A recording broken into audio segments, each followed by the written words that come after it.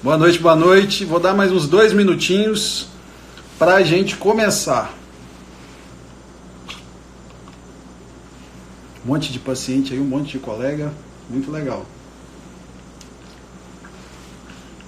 Lembrar que semana que vem a gente tem live também. Vamos falar sobre pré-eclâmpsia, né? Que é um tema que eu vou tentar dar uma segurada. Tá travando para todo mundo ou só para você, Maria? Às vezes pode ser aí a sua internet. Eu tô tomando... Isso aqui é colágeno.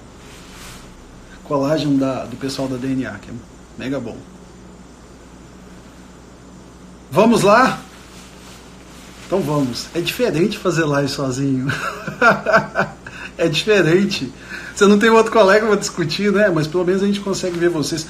Pessoal, é o seguinte, vou contar com a colaboração de vocês. Podem perguntar, até é bom que a gente dá uma desbaratinada, senão vou ficar muito focado e fica difícil. Mas a gente vai falar hoje sobre crescimento fetal. Vou dar o start aqui, vou dar o início da nossa live sobre crescimento fetal e por que fazer uma live de crescimento fetal. A gente tem que saber interpretar como o feto cresce e por que ele cresce. Por que cresce bem, por que não cresce bem.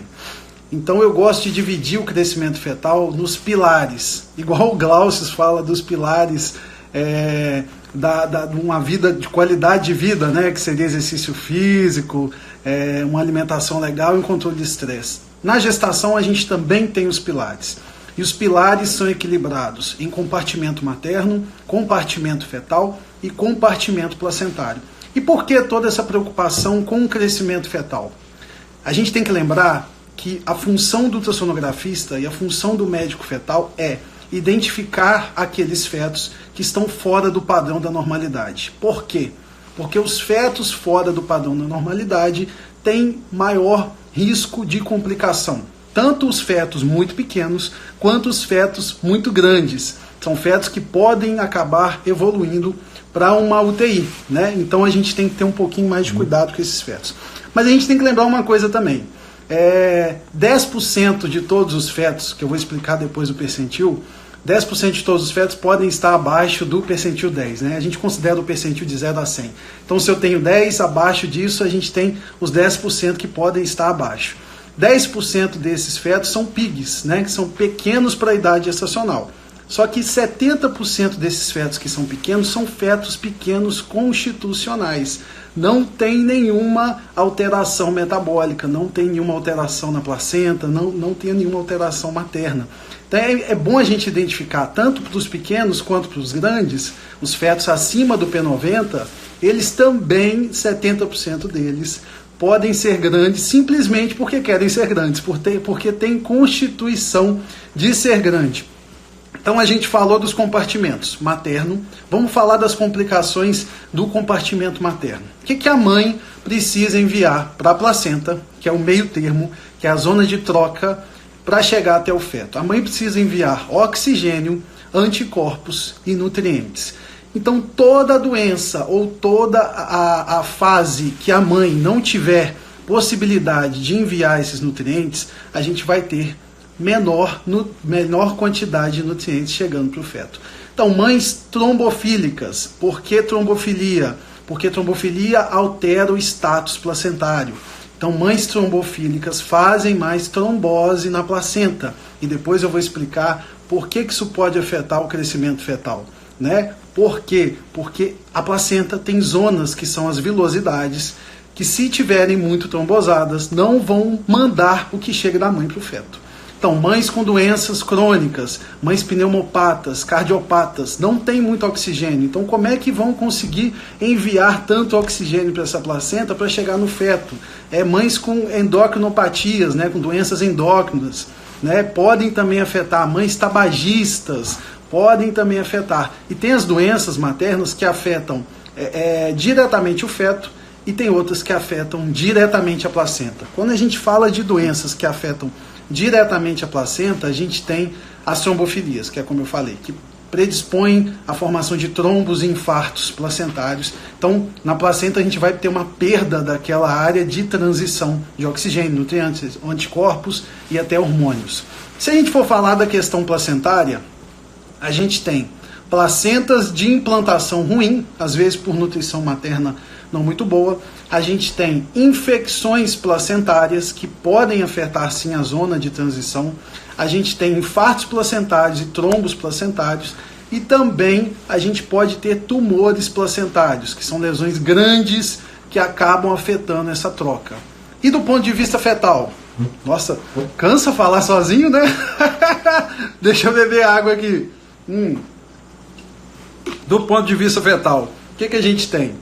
A gente tem os problemas genéticos, as cromossomopatias. Todo feto que tem alguma doença genética não vai conseguir atingir o seu potencial de crescimento. A gente tem os fetos que são pequenos simplesmente porque querem ser pequenos. E os fetos que têm aquela informação da constituição dos pais. Isso é importante a gente entender pelo seguinte. O feto tem o potencial de crescimento dele. E esse potencial de crescimento fetal pode ser da mãe, do pai e de ninguém. Pode ser uma mistura dos dois, ou pode ser do tataravô, que era alto. Então, exemplo, aí a gente tem às vezes uma mãe e um pai baixinho e nasce um moleque gigante. Mas de onde veio isso? É do vizinho? Não, não é. É o potencial genético, né? A gente tem que entender isso, porque às vezes o feto tem um potencial genético de ser muito grande, a mãe não se alimenta bem, né? Não tem, às vezes tem uma doença de base, então não consegue passar os nutrientes via placenta para esse feto, não passa na placenta, não chega no feto, o feto não consegue atingir o seu potencial de crescimento. Então, por que toda essa investigação? Primeiramente, a gente conseguir identificar os fetos que estão fora do padrão de normalidade. São os fetos acima do P90 e são os fetos abaixo do percentil 10. Só do feto ser acima do P90 ou ser abaixo do percentil 10 temos um risco? Não. Eles precisam ser identificados e precisam ser rastreados. Porque 70% deles podem ser normais, 30% deles podem ser restritos, ou no caso dos fetos grandes, podem ter ligação com diabetes gestacional, né? Se você conseguir entender assim, a mãe que come muito açúcar ou está apresentando diabetes gestacional, então ela é hiperglicêmica. Ela passa mais açúcar para a placenta. Esse açúcar chega no feto. Esse açúcar vai lá no pâncreas, no fígado do feto e começa a fazer o metabolismo para induzir fatores de crescimento. E esse feto cresce mais do que precisa, porque o crescimento fetal é toda essa base de açúcar sendo injetado da mãe para a placenta, chegando no feto, entrando no pâncreas e no fígado, fazendo insulina e fazendo fator de crescimento para o feto crescer. Independente disso, eu vou falar com vocês também a questão dos tipos de crescimento fetal, que é mega importante. Minha colinha está aqui, ó, vamos passar para a próxima página. Vocês podem ir fazendo pergunta. É difícil, às vezes, fazer a live sozinho, eu nunca tinha feito, e conseguir ler o que vocês estão falando, mas eu vou dar um tempinho assim, para eu conseguir também identificar isso aqui, que eu nunca tinha feito. O que é importante a gente saber? O que é placenta? Né? Placenta é um órgão que vai ser formado até a 12ª semana e vai ser responsável pela troca. Tudo que a mãe envia vai passar pela placenta. Então a placenta tem espaços vilosos, são as vilosidades coriônicas. Ali a mãe envia oxigênio, envia nutrientes, envia anticorpos e vai para o feto. Então, quando a gente tem problemas nesses espaços intervilosos, a gente vai ter falta de comunicação. Se eu envio uma coisa e a estrada está com problema, não vai chegar. Ou vai chegar só uma parte, né? Você imagina, igual a estrada de Guarapari, Rodossol, está toda, né? O mar foi lá, pegou tudo, só está passando uma via, é o que pode acontecer. Então, os infartos e os microtrombos vão prejudicar, sim, a troca gasosa de nutrientes, de hormônios, com a perda das velocidades e a perda da superfície de troca. Isso vai linkar muito quando a gente for fazer a live com a Bruna Pitaluga sobre o rastreio de primeiro trimestre. Por quê? Se a gente tem perda da área de troca, perda das velocidades, a gente tem alteração no crescimento fetal e alteração no fator de crescimento placentário, que é uma coisa que a gente pode medir no primeiro trimestre, né? Então, olha que loucura que a gente tem. Todo mundo acha assim, não, mas o problema é que não está comendo bem. Não é só isso. A gente tem uma mãe que tem que se alimentar, e por isso eu acho mega importante essa live agora, porque olha o tanto de live que a gente fez, de tentar estabelecer um protocolo, né, onde a mãe se alimenta bem, onde a mãe está bem. E dentro dessas doenças que eu falei, que são várias que podem prejudicar o feto, a gente tem até a depressão, fatores que podem prejudicar se a mãe não está bem, está depressiva, não se alimenta, não dorme. Faz uma bagunça no cortisol, a gente já falou isso na live com Bruna, né? Você imagina o que passa para o feto? Não passa o que precisa, porque não tem o que precisa. E essa mãe também não consegue ter uma placentação legal. Isso que a gente vai falar no primeiro trimestre, quando a gente for falar de invasão trofoblástica, todas essas questões. Então falamos aí da parte do como o feto se nutre, né? Falamos aí o que é a placenta e para que serve. E agora vamos falar dos fatores de crescimento. Como é que o feto cresce, né? Eu já dei uma entrada nisso aí. A mãe envia glicose, envia oxigênio, vai lá no pâncreas do feto, vai lá no fígado, estimula a insulina, estimula fator de crescimento, que é o IGF. Né? Esse IGF e a insulina vai para a superfície celular e começa a induzir a hipertrofia, que é uma das fases do crescimento fetal. Né? Se eu tiver muito científico, vocês falam, eu estou tentando fazer de uma forma mais tranquila. Então o feto recebe isso e ele tem a própria expressão gênica, né? O potencial genético dele, né? Que é o fator constitucional dele, como eu falei, pode ser o fator constitucional da mãe, do pai, do avô, pode ser de ninguém, porque às vezes o feto, linkando ali o DNA da mãe, ele faz o próprio potencial de crescimento. E aí ele vai ser uma pessoa totalmente diferente dos pais em relação a tamanho, né? Então ele recebe isso, né? Então o crescimento do feto, ele depende do metabolismo do feto. A gente ainda sabe muito pouco das malformações fetais de metabolismo, né? E se o metabolismo fetal não estiver bem, e se esse pâncreas e se esse fígado fetal não estiver bem, a mãe manda bem, passa pela placenta, tá bem, mas o próprio feto tem uma carga genética ou uma malformação de pâncreas e de fígado e não consegue metabolizar tudo isso, vai alterar o crescimento fetal. Olha que loucura que é o crescimento fetal. Isso porque a gente está falando só de percentil, né? Então vocês imaginam o tanto de coisa que eu preciso introduzir para a gente iniciar a parte de percentil, que para mim é a parte mais tranquila, mas se a gente conseguir entender por que eu vou lá no percentil, vai ser bem legal. Outra coisa muito interessante da gente pensar, o feto cresce igual? Vocês acham que o feto cresce igual? Por que o feto com 20 semanas tem 300 e 400 gramas? E 20 semanas é metade da gestação. O que está acontecendo? Alguém sabe aí?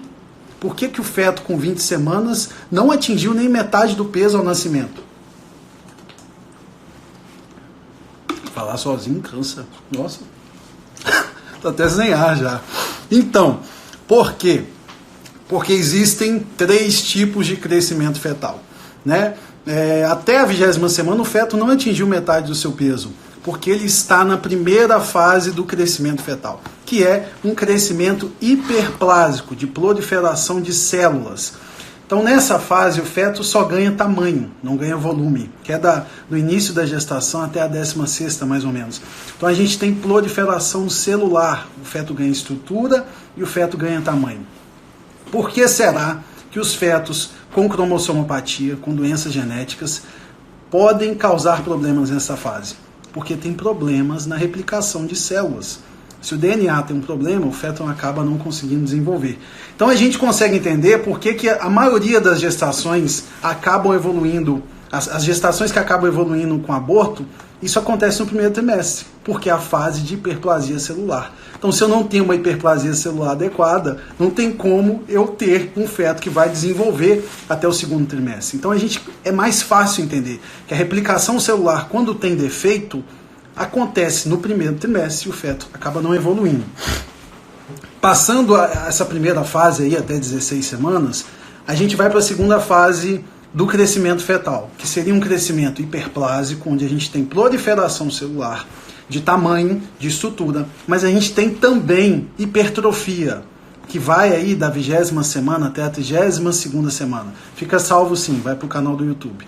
Então nessa fase eu já tenho que ficar ligado na alimentação da mãe, porque a partir da 20ª semana, esse feto já vai precisar de um aporte de glicose. Não é glicose que a gente está falando de comer açúcar, mas é de uma alimentação e de uma nutrição equilibrada, porque ele já vai começar a ser movido em relação ao crescimento com fatores endócrinos. Ele não vai ter só os fatores celulares, ele vai ter também os fatores endócrinos.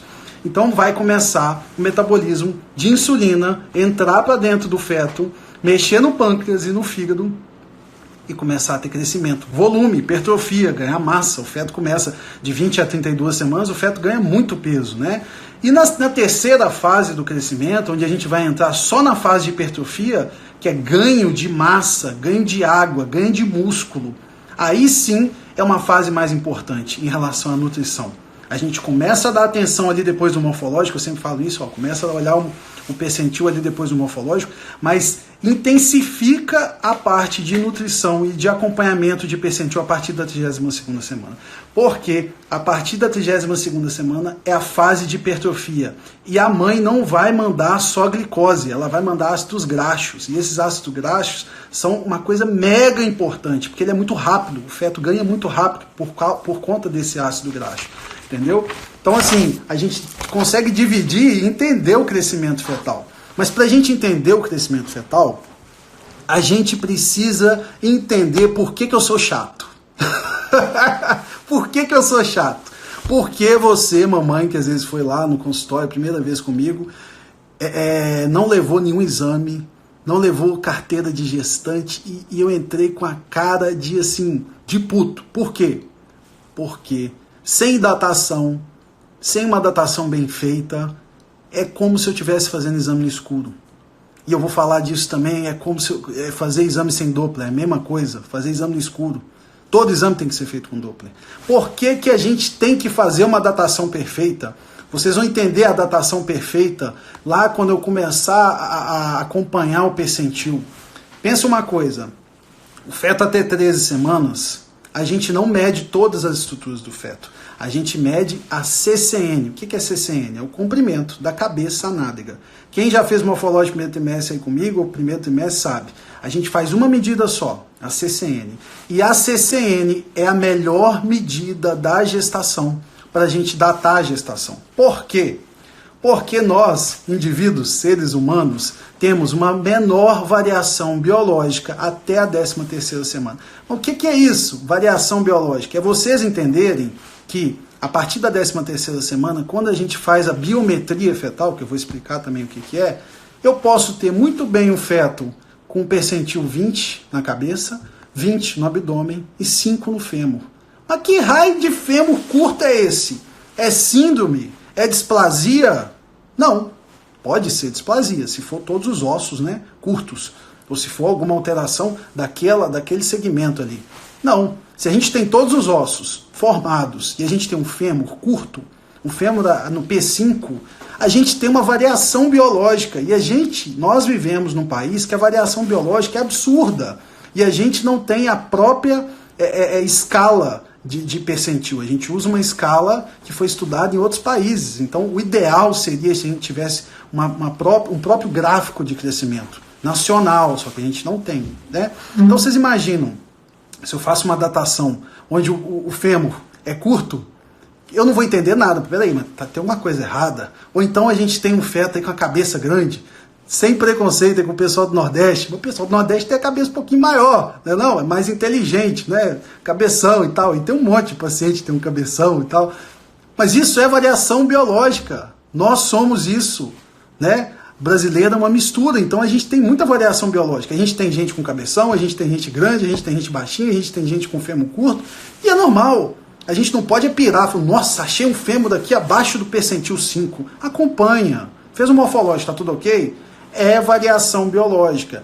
Então, a menor variação biológica, onde deve ser feita a datação da idade gestacional, é até a 13ª semana. Eu gosto de fazer pelo morfológico de primeiro trimestre que eu faço, né? Porque assim, às vezes no início da gestação o embrião está muito pequenininho, você não consegue fazer uma CCN legal. Eu faço meu perfil para ver a translucência, para ver o osso nasal, ali eu dato a minha gestação. Eu gosto de fazer assim com as minhas pacientes. Funciona, então tô indo bem. Então é uma medida única, onde a gente tem uma menor variação biológica e ali eu consigo datar. Para que datar?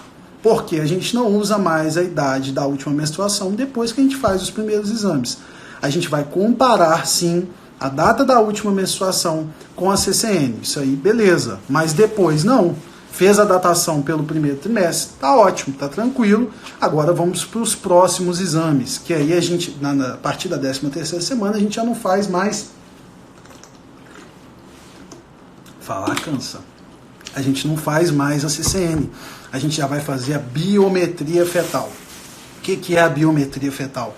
É medir o bebê segundo Radlock, que é a variação que a gente vai usar, Radlock 4, medir o bebê 4 segmentos. Quais são as 4 medidas que a gente faz? O biparietal, que é da cabeça, do osso biparietal aqui, a circunferência craniana, a circunferência abdominal e o diâmetro femoral. E por que eu sou chato com essa questão da biometria, que às vezes vocês me mandam, igual tem muita gente mandando aí, doutor, tá com 30 e poucas semanas, o percentil é tanto. Eu não sei, meu bem, se quando o colega fez a sua biometria, ele seguiu os padrões, os protocolos que a gente tem que seguir para fazer as medidas. Por exemplo, vou fazer o biparietal, eu tenho que ver algumas estruturas no crânio e no cérebro do bebê, senão eu estou medindo errado. Eu tenho que ver o ventrículo lateral, eu tenho que ver o tálamo, eu tenho que ver o cavo do septo prelúcido, eu tenho que ver todas essas estruturas. Pronto. Vocês vão ver o meu exame, eu ainda ponho a tela ampliada, desse tamanho a cabeça assim. Aí eu meço, agora estou tranquilo. Mas isso tem algumas limitações que a gente vai falar no final da gestação, que às vezes não dá para fazer. Mas beleza, fiz ali, medi, fiz a biometria da cabeça. Abdômen, o que eu preciso ver? Preciso ver o estômago e a veia umbilical. E eu preciso medir certinho. Então ali medi fêmur, maior diâmetro do fêmur. Só que depois no final da gestação a gente vai saber que tem que medir pelas epífises, porque vai surgir umas pontinhas no fêmur que podem dar um aumento, né? Então assim, a biometria fetal após a 13ª semana é feita dessa forma. E por que fazer a biometria fetal, né? Porque tem um senhor chamado Radlock, que desde 1985 estuda a biometria do feto. Então ele conseguiu saber que a gente, através de toda essa matemática, medindo tudo, a gente ia chegar até um peso. Então ele colocou todo esse algoritmo no ultrassom, graças a Deus, né? Porque senão ia ser difícil. E aí a máquina me dá o peso, né? E a biometria, ela passa por algumas variações e erros muito complicados. Por exemplo, posição fetal. O feto está na posição terrível. Não consigo medir. Eu coloco no meu exame. Exame de avaliação biométrica limitada. Não consegui medir o bebê. Pode dar uma variação que pode superar os 14% que a gente aceita, que é de 7% a 14% de variação de peso. Mas ultrassom é para aferir peso? Não, ultrassom não é para aferir peso. Essa não é a importância do ultrassom. Não é peso, é saber identificar os fetos que estão fora do padrão, que é o que eu falei no início da live. Para que serve ultrassom, para que serve biometria? Além de avaliação morfológica e vitalidade fetal, é identificar os fetos que estão fora do padrão.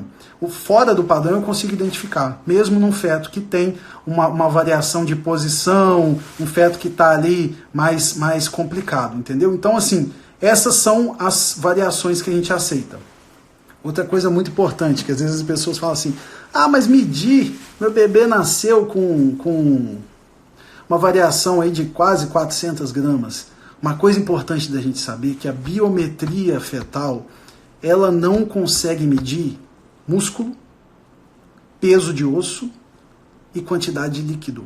E essa variação de músculo, peso e líquido no final da gestação aumenta muito, então eu perco um pouco de parâmetro. Então o ultrassom não é para medir peso e comparar, igual às vezes vocês olham e, doutor, acertou o peso. Bom, eu sigo os protocolos e às vezes isso aí me dá um pouquinho de sorte para conseguir chegar no peso, mas nem sempre, nem sempre. Tem peso que dá uma variação terrível. Eu falo, nossa senhora, como é que pode? Eu fiz tudo certinho mesmo assim, porque as medidas do ultrassom não conseguem identificar peso de músculo, peso de osso e densidade de água, entendeu? Vamos para a próxima. Percentil. O que é então percentil? Deixa eu beber mais aqui. Nossa senhora. Fala, cansa. Então a gente avaliou crescimento, os pilares do crescimento, materno, placentário e fetal. Tudo tem que estar ok. A gente avaliou os tipos de crescimento. A gente fez a datação no primeiro trimestre e a gente vai acompanhar pela biometria. Agora a gente tem um peso estimado. Eu vou colocar o peso estimado num gráfico. Você já foi no pediatra? Vocês aí que tem menino novo, você vai lá no pediatra, ele tem um gráfico, ele pega o peso, o tamanho da sua criança e coloca lá, e rabisca. É a mesma coisa do percentil, é uma curva de crescimento. Essa curva de crescimento vai de 0 a 100. Abaixo do P10, a gente tem 10% da população que é abaixo do peso. Acima do P90, a gente tem 10% da população que é acima do peso, no caso o feto, né? O miolo disso, do 90 ao 10, é o resto do povão que está ali, é a gente, entendeu? Esse povo aí é a variação biológica que a gente tem. Agora, os extremos a gente tem que triar e tem que ficar de olho, né? Tem que ficar de olho.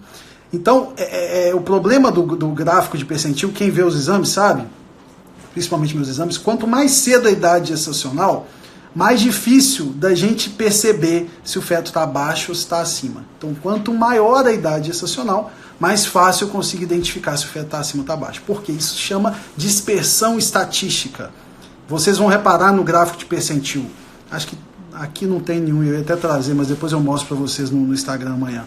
Então, eu quero saber o percentil do meu feto com 13 semanas. O percentil do seu feto vai ser condicionado à data da última menstruação. Não fica preocupado, a não ser que seja uma coisa muito discrepante, aí eu vou alertar.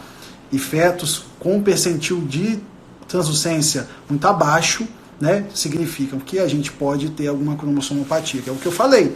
Primeiro trimestre, o que a gente tem? Hiperplasia celular. Qual problema pode afetar a hiperplasia celular? Cromossomopatias, doenças genéticas, né? Então, quanto menor a idade gestacional, menor a especificidade que eu vou ter na avaliação do percentil. Isso é importante, porque eu preciso avaliar o percentil depois do morfológico. E depois do morfológico, o gráfico já tem um espaço entre as 3 linhas, onde eu consigo identificar melhor, né? Então, isso aí já é mega interessante pra gente. Então, por que a gente fala muito dessa questão, né? No segundo trimestre? Segundo trimestre, eu já consigo identificar, através do gráfico do percentil, que a gente já está naquela fase hiperplásica, hipertrófica. Então, a alimentação da mãe vai afetar muito. Então, a gente precisa estar de olho, né? As alterações placentárias podem afetar também, né? Porque a mãe que já tem uma doença, o bebê não vai conseguir ter a troca, não vai ganhar peso. O metabolismo fetal também pode afetar. E no terceiro trimestre, é que a época que a gente pega mais as restrições, é a época onde eu preciso estar de olho nessa gestante, onde eu preciso, às vezes, fazer exame de 15 em 15 dias e acompanhar. Isso é uma coisa legal também de falar. Todo mundo fala assim, meu bebê está restrito, né? Doutor, vim aqui porque o meu bebê está restrito, não cresce e tal. Gente, não adianta a gente fazer exame toda semana. O crescimento fetal tem que ser avaliado quinzenalmente. Salve algumas fases da restrição de crescimento, a gente precisa sim do Doppler semanal, às vezes do Doppler até de 2 em 2 dias, dependendo de 1 em 1 dia, quando a gente tem uma restrição muito grave e eu estou ali precisando, rezando para Deus ganhar peso. Então ali eu preciso segurar o bebê no muro mesmo, na situação grave. Então, terceiro trimestre, o que é importante? Fizemos a datação, a dieta está equilibrada. Vai ser base da dieta que vai mandar para o bebê glicose e ácidos graxos. Eu preciso saber se esse crescimento está legal. Percentil está legal? Não, não está legal. Então a gente precisa mudar um pouco os hábitos, porque a gente tem que lembrar dos 3 pilares. Se eu não tenho uma alimentação materna legal, que é o pilar materno, se eu não tenho uma placenta boa, se eu tenho um feto com potencial de crescimento legal, mas que não recebe de uma placenta boa, nem de uma mãe que está se alimentando bem, eu estou com um segredo do insucesso, né? Porque o feto já está começando a entrar numa restrição. E aí depois eu vou falar com vocês a divisão do tipo de restrição, né? Vamos dar um exemplo aí de terceiro trimestre, 32 semanas, uma restrição precoce, de origem mais placentária. Quando a gente fala de uma restrição precoce, são as restrições que acontecem antes da 32ª semana. Então tem mais origem de placenta, né? Uma placenta que provavelmente no primeiro trimestre não se implantou bem, alguma doença materna, então esse feto ali não está desenvolvendo muito bem. O que eu preciso? Eu preciso melhorar algum dos fatores que eu tenho para fazer esse feto crescer. E aí entra a avaliação da nutricionista materno-infantil. Que eu vou dar minha história, né? Eu não acreditava que fosse possível. Eu não acreditava que a mudança, a alteração de hábitos durante a gestação pudesse elevar o percentil. Até que eu tive um caso, né, de uma paciente que já estava com a nutricionista me ligou. Falou, Flávio, vamos tentar? Eu falei, vamos. Eu sempre fui muito aberto com essas coisas assim, principalmente aprender coisas novas, né? E a gente tentou, esse feto saiu da restrição. Porque a gente tinha um componente materno que não estava se alimentando bem, a gente tinha uma placenta mais ou menos que estava ali. Então assim, você imagina, a mãe não se alimenta bem, a placenta tá meia boca, mas tá mandando. O que adianta? O feto não cresce. Não adianta. E aí eu falo muito assim que os obstetras mais antigos, às vezes eles ficam assim, mas não adianta, não tem cura para restrição. Realmente, não tem cura.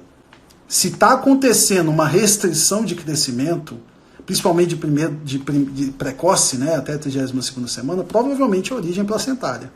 Então isso tem problema lá no primeiro trimestre, de implantação placentária, de invasão trofoblástica, né, daquelas coisas que eu vou falar no Doppler, que todo mundo fica assim, mas tem que fazer Doppler no primeiro trimestre. Tem que fazer Doppler no primeiro trimestre.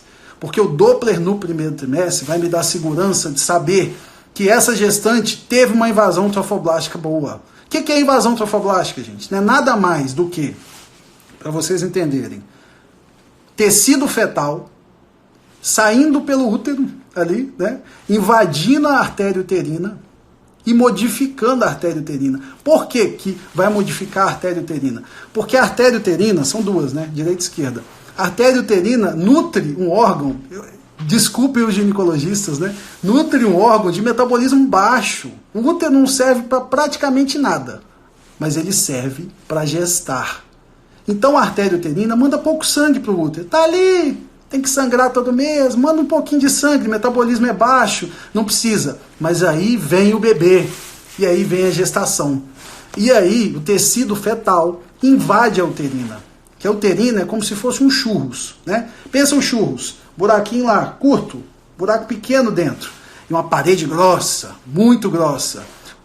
A invasão trofoblástica faz esse tecido... Tá ouvindo aí, gente? Que deu um negócio aqui. Estão ouvindo? Dá um joinha aí. Estão ouvindo? Todo mundo ouvindo? Oi, oi, oi, dá um joia. Todo mundo ouvindo? Beleza. O que faz então a invasão trofoblástica? Tecido fetal invade essa uterina, que é grossa, como se fosse um churros, manda pouco sangue para o útero, porque não precisa, transforma a artéria uterina. A artéria uterina tem que se transformar de um churros a um cano de PVC. Por quê? Porque a mãe tem que mandar. Vai acabar a bateria aqui. Só um pouquinho, gente.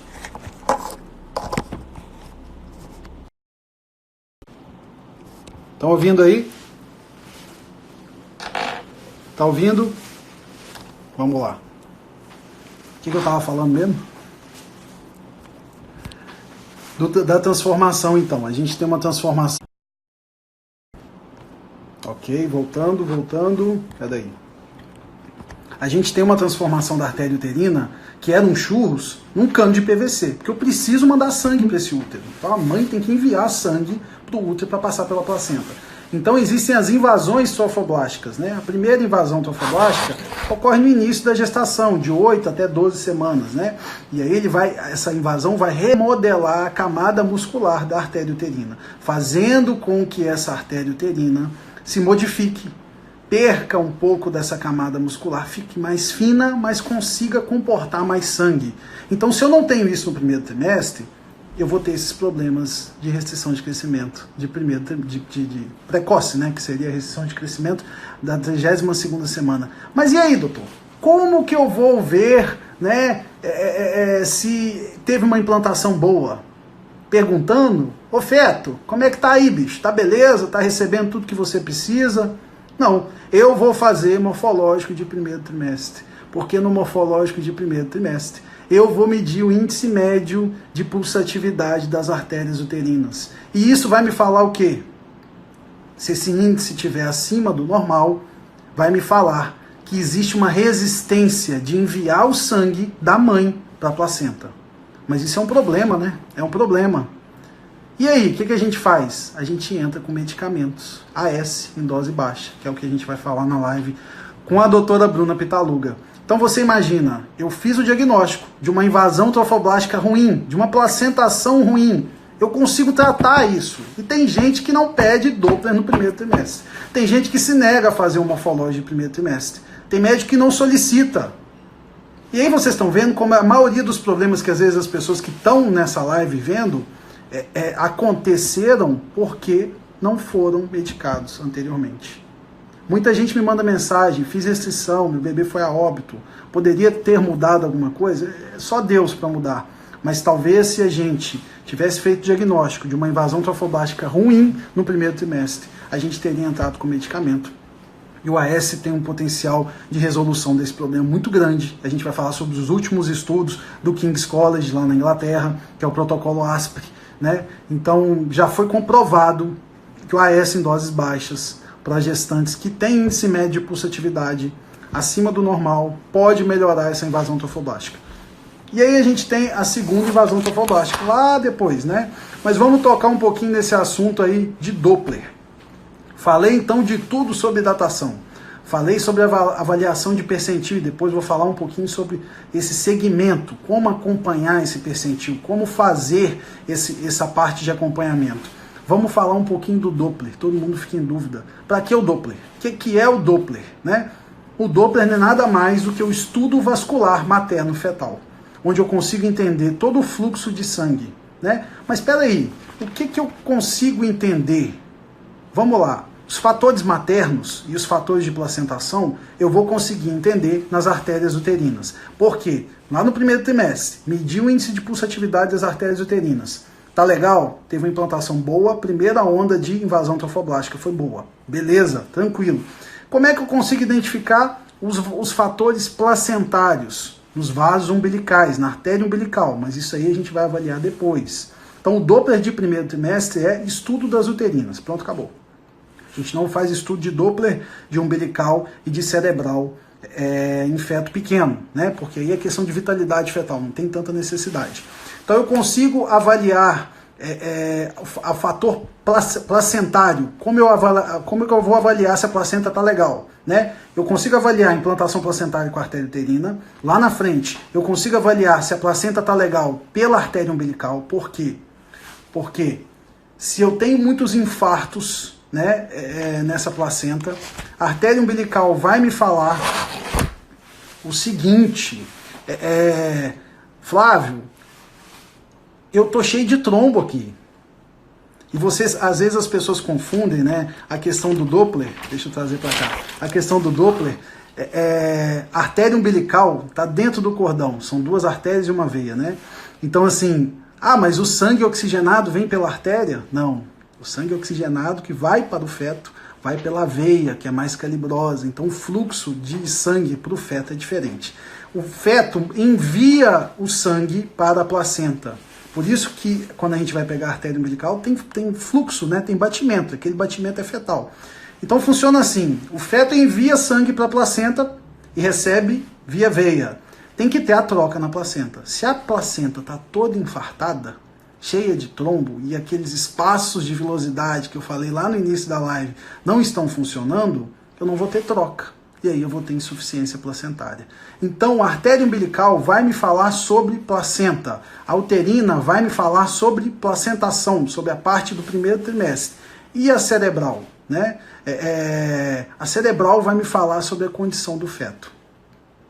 Aí todo mundo, às vezes, quando a gente vai fazer algum exame, fala assim, doutor, mas o que está acontecendo? Eu tento explicar sobre a vasodilatação cerebral, que pode acontecer no final da gestação. Isso é um tema polêmico, porque até dentro da medicina fetal e dentro dos colegas que fazem ultrassom, tem gente que ainda não acredita nisso, né? Mas assim, cada um tem que levar o que acredita, os artigos que lê e levar a gestação dessa forma, né? E dá certo, então faz o seu.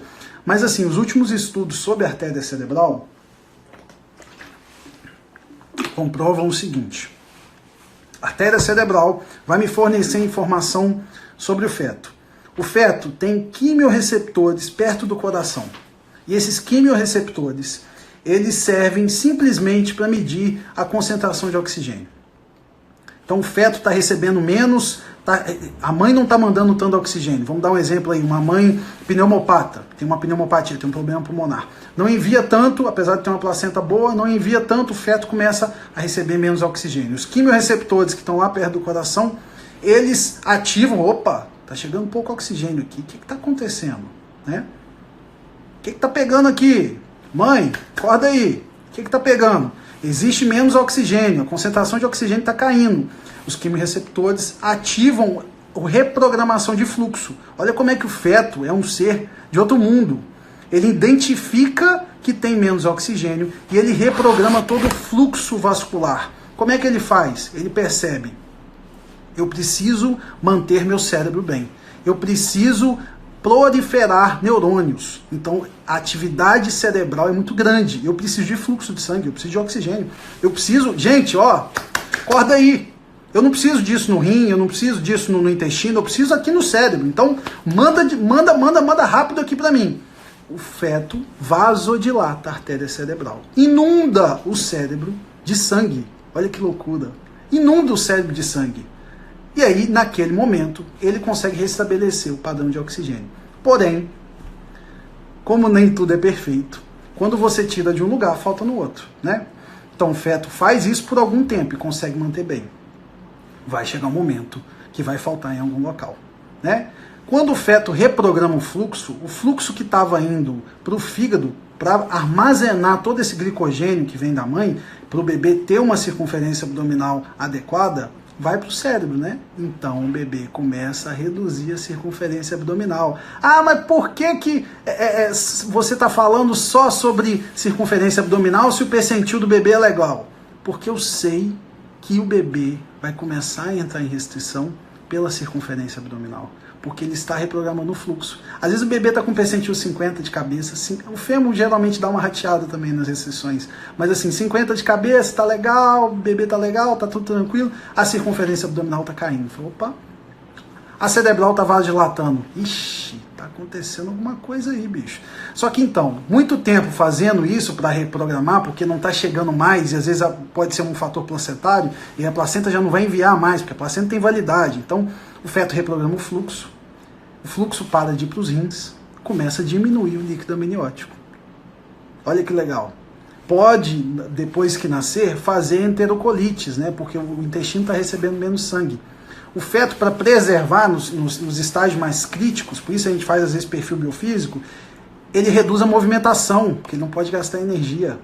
No final, quando está tudo complicado, e aí não cabe eu ficar falando, porque é muito técnico, ele reduz até o batimento cardíaco. E aí a gente tem prováveis lesões, né, que podem acontecer no futuro.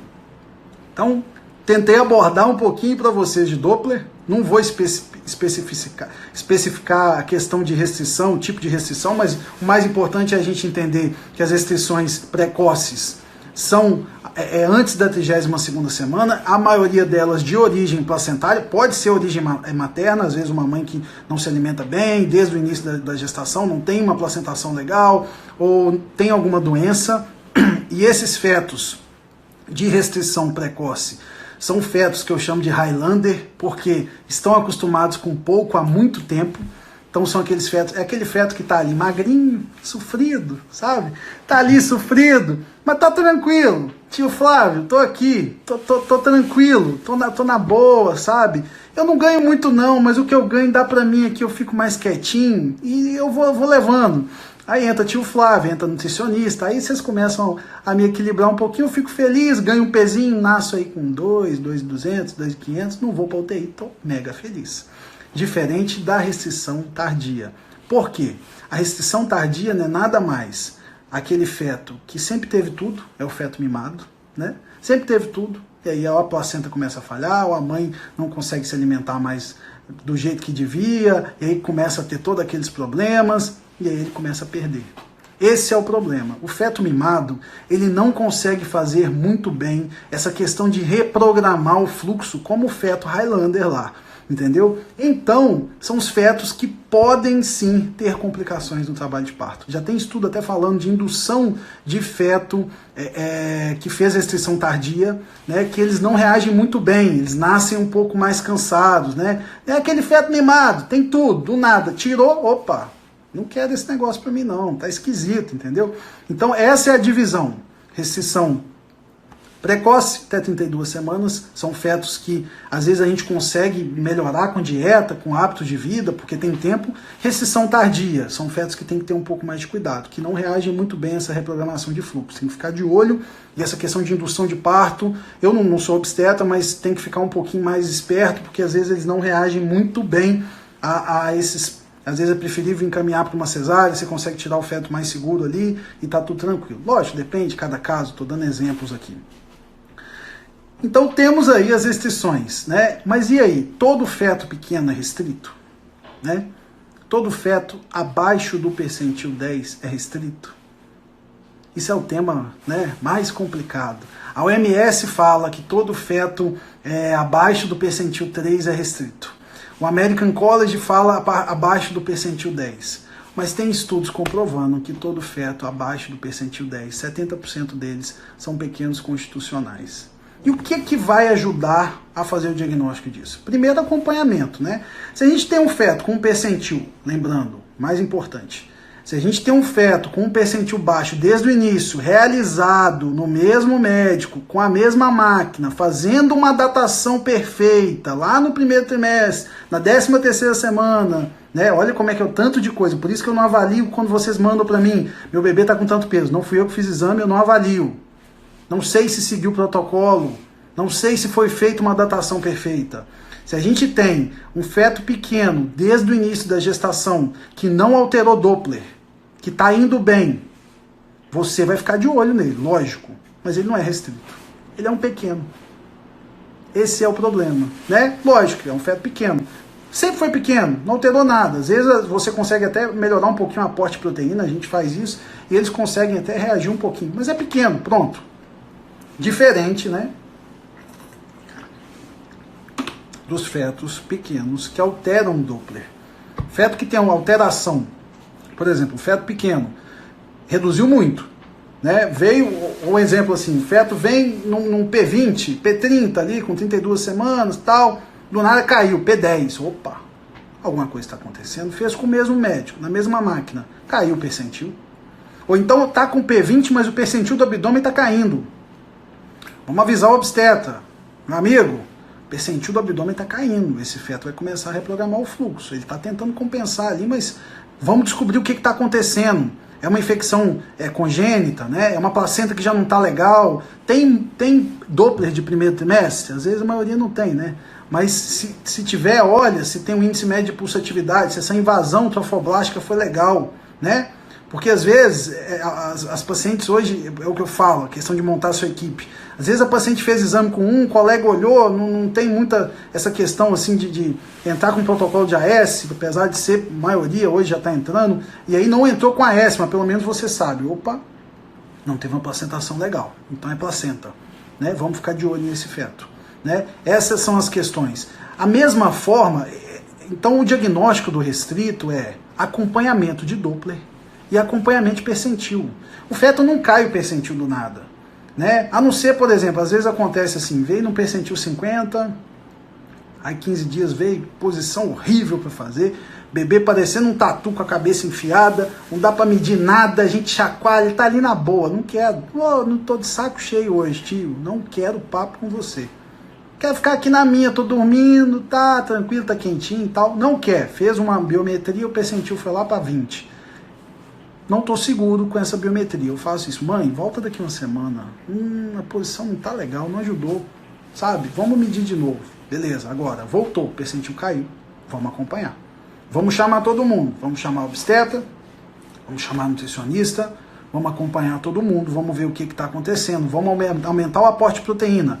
Vamos melhorar isso. Aumenta a proteína, aumenta ácido graxo, aumenta toda aquela cascata que eu falei para vocês,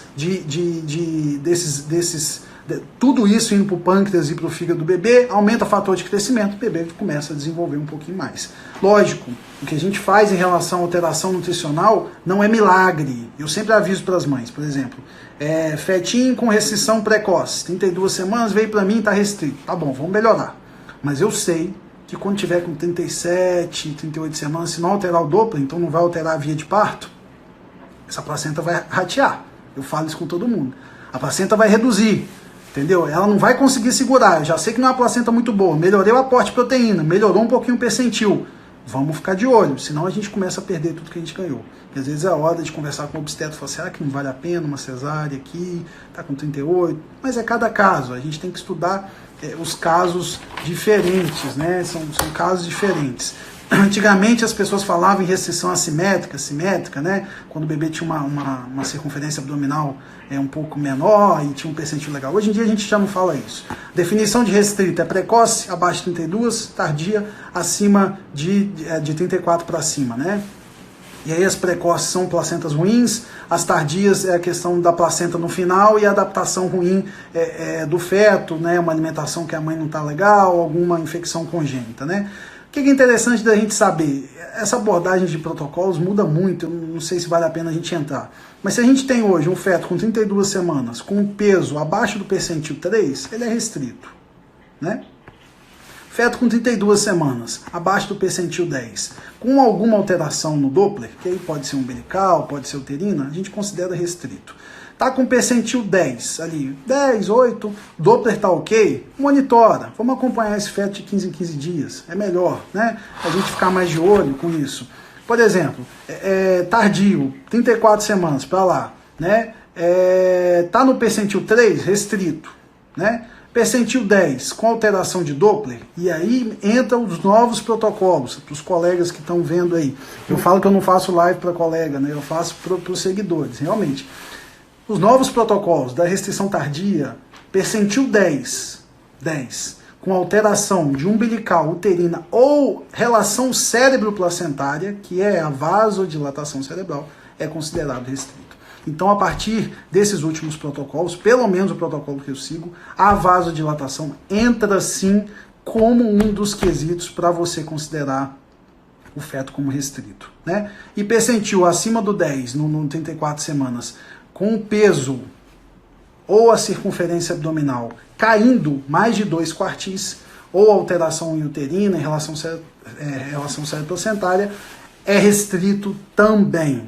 Isso aí é mais protocolo médico, acho que não vem muito ao caso. Mas é isso, gente. Falei 1 hora aí. Eu acho que vocês... Deu para entender tudo? Vamos tentar um pouquinho de pergunta aí, só para a gente... Vamos lá.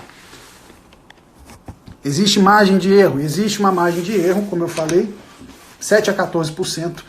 Nos bebês de final de gestação, isso pode até superar. Como eu falei, o ultrassom não consegue medir densidade de gordura, líquido, às vezes a posição do bebê está muito ruim. Então, realmente, é o que eu falei. A intenção do ultrassom não é estimular, né, estipular, né, aferir peso, né? É ver a vitalidade através do Doppler e tirar os fetos que a gente pode estar acima ou pode estar abaixo da questão. Não falei muito sobre os gigs, né? Vamos só dar uma abordagem aqui um pouquinho sobre os gigs. O feto macrossômico é aquele feto acima do percentil 90. Tem alguns estudos que falam acima do percentil 97, né? Para não ratear muito, para não ficar generalizando muito, né? Mas os fetos grandes é a mesma coisa. Ele é grande desde o início? O pai e a mãe é 2 gigantes lá? Vai ser grande, né? Pode ser acima do P90? Pode, ele veio sempre acima do P90. Agora, o que a gente não pode ter é um feto com percentil 50, 32 semanas, percentil 50, mas a circunferência abdominal no P90, tá engordando, tá?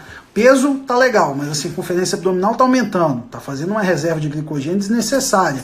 Por quê? Porque a mãe tá hiperglicêmica. Manda açúcar para a placenta. O bebê já tem o que precisa, mas manda mais. Esse açúcar vai lá no pâncreas e no fígado, faz fator de crescimento. O bebê cresce. E aí faz o bebê macrossômico. Qual o risco do feto macrossômico? Parto normal é mais complicado, principalmente os fetos acima de 4 quilos, né?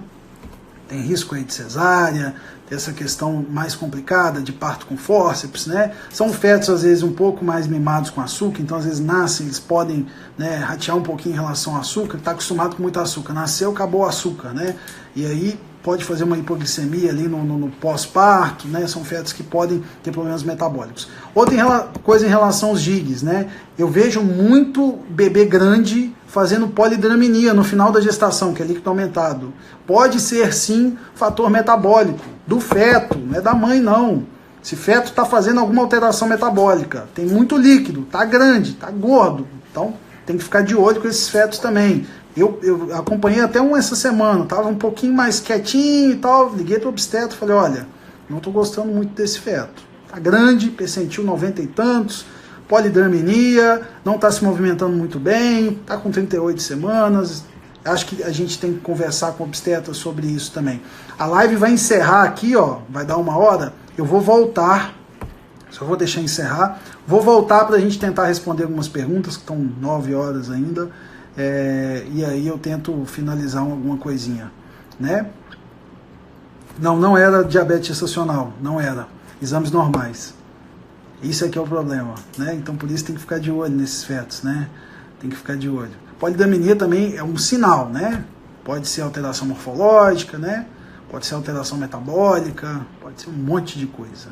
Pode ser malformação de sistema digestório, de sistema nervoso central, porque não deglute, né? E aí o líquido aumenta. Vamos lá, deixa eu só encerrar aqui.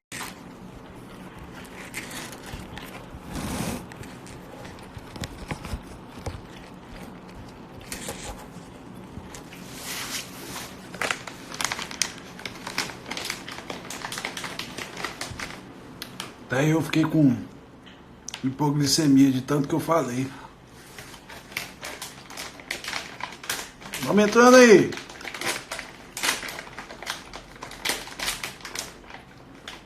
Manda dúvida aí, gente.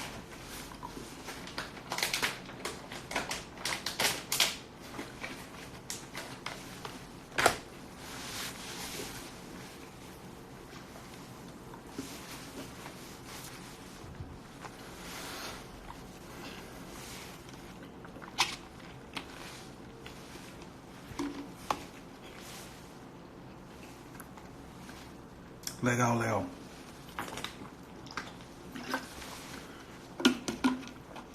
Diagnóstico de PIG. A gente pode sugerir que ele é PIG, né? Mas quando nascer, vai confirmar, né? Líquido amniótico aumentado. Pode ser, sim, fator metabólico materno, uma mãe que come muito açúcar, né? Pode ser um fator metabólico fetal, sem causa aparente, né? E pode ser... Só tirar esse fio daqui, gente.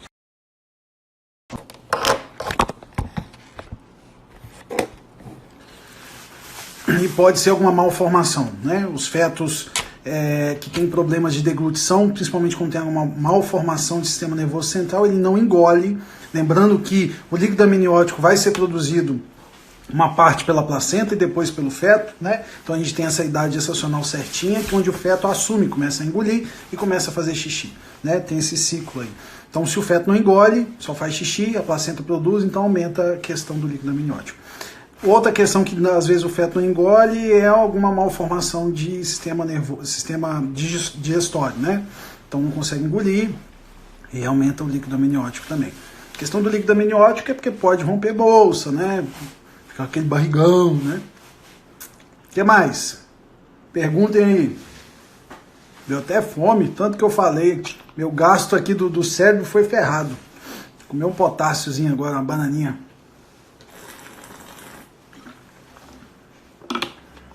Manda pergunta aí, gente.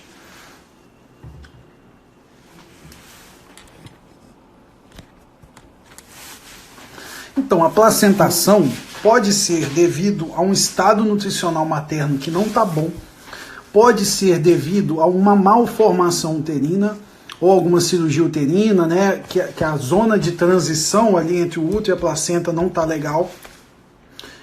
E pode ser fator genético, né? Geralmente as mães que têm fetos restritos podem também tem um fator aumentado sobre essa questão.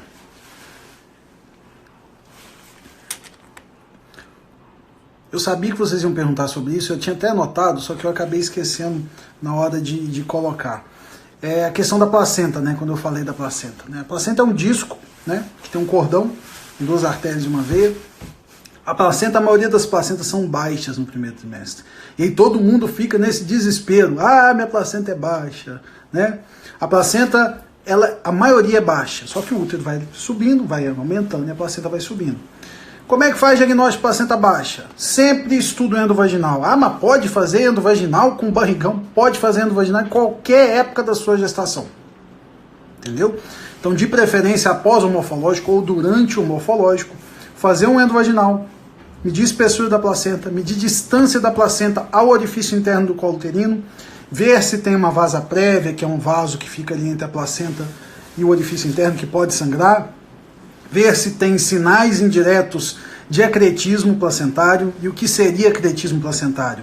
É quando o tecido placentário invade o miométrio, que é a parede do útero. Ela pode ser acreta, percreta ou increta, né? A gente teve um caso de placenta percreta, ela invadiu tudo, pegou até uma artéria uterina, a paciente acabou chocando, mas graças a Deus foi feito o diagnóstico, então a obstetra já entrou com a equipe de cirurgia vascular. Diagnóstico de placenta acreta. Sinais indiretos são vistos no ultrassom. O que fecha o diagnóstico é ressonância fetal. Pode fazer ressonância fetal? Pode fazer ressonância fetal. Né? A gente precisa da ressonância às vezes sim. Ressonância não tem radiação, então pode-se fazer sim. Deixa eu ver se tem mais pergunta. Quem mandou perguntas na outra parte da live, manda agora, porque quando eu estava falando, eu nunca tinha feito sozinho assim. Eu não consigo ler. Eu fico tão focado em falar que não dá.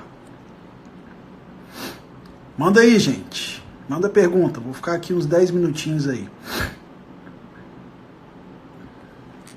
Glicemia sem alteração durante todo o pré-natal, mas bebê com percentil 92. Pode ser glicose ainda? Pode ser a sua alimentação, mesmo você não tendo diabetes gestacional, mas pode ser um feto GIG constitucional. Lembrando que é o que eu falei com vocês. Fator genético de crescimento, potencial de crescimento do feto, nem sempre vai puxar a mãe e o pai. Pode ser uma mistura dos dois, né? Ou pode ser dele. Às vezes tem mãe e pai baixinho que consegue ter um bebê enorme, né? Então, assim, e não significa que o bebê é grande, que vai ser uma pessoa grande, né? Isso aí, a pessoa acha que tem alguma coisa a ver, né? Então, esse percentil 92, Thaís, ele foi um percentil 92 a gestação inteira?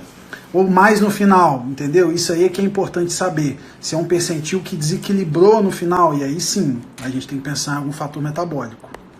Deixa eu ver se tem alguma coisa aqui. Falei de enterocolite, sim. Enterocolite no pós-natal, né? Porque se o feto não tem uma circulação muito boa no intestino, porque está reprogramando o fluxo, vai faltar. Então pode fazer enterocolite. Assim como pode fazer algum problema renal, né? Pode fazer outros problemas de pele, por exemplo. A vascularização fica mais para o cérebro. Então a gente reprograma o fluxo. Resultado de restrição de crescimento. Como assim? Vai depender, né? Se o feto é restrito, mas não altera o Doppler, a gente tenta segurar o máximo possível, né? Se o feto é restrito, altera o Doppler, a gente vai avaliar o que ele está alterando no Doppler, né? Padrão de vitalidade fetal. Uma coisa, foi bom vocês falarem sobre isso, que eu ia falar também, que é tanta coisa, né? Por que eu não faço exame sem Doppler? Não faço exame sem Doppler. O único exame que eu faço sem Doppler com 16 semanas para descobrir o sexo. 16 semanas, hein, gente, para descobrir o sexo. Antes não. Antes é palpite. Porque o exame obstétrico não deve ser feito sem o Doppler.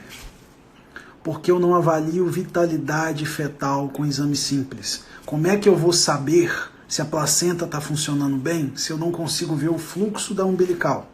Como é que eu vou saber se o bebê está reprogramando o fluxo se eu não consigo estudar a artéria cerebral? Como é que eu vou fazer um exame de primeiro trimestre sem Doppler das uterinas e saber se você teve uma placentação boa? Então, tem que ser feito com Doppler. Tem que ser feito com Doppler. O único exame sem Doppler, 16ª semana para descobrir o sexo. O resto, tudo com Doppler. Não adianta. Ah, não, já fez um Doppler com 28, não precisa mais. Precisa sim. Precisa sim. Você não sabe. E se essa placenta começar a infartar grande parte dela aí? Com 28 estava bem, com 32 começou a infartar a placenta. Perde o bebê.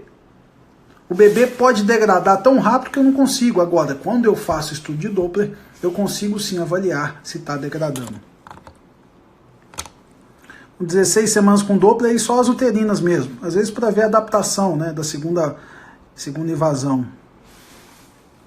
Autismo a gente já falou na última live, meu amigo. Mas tem algum fator genético, sim, a Adriele falou.